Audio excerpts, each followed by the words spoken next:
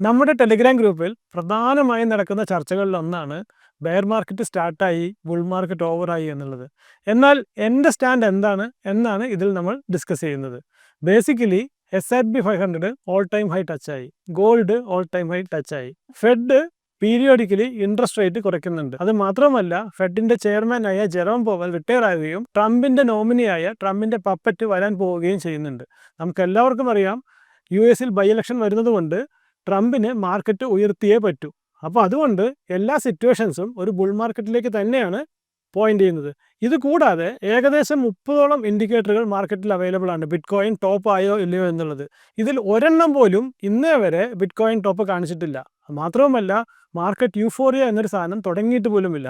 ഇത്രയും ഫാക്ടേഴ്സ് ഇങ്ങനെ നിൽക്കുന്ന സ്ഥിതിക്ക് ബുൾ മാർക്കറ്റ് എൻഡ് ആയിട്ടില്ല എന്നും നമ്മൾ ബുൾ മാർക്കറ്റിൻ്റെ തുടക്കത്തിൽ തന്നെയാണ് എന്നാണ് ഞാൻ ഇപ്പോഴും വിശ്വസിക്കുന്നത്.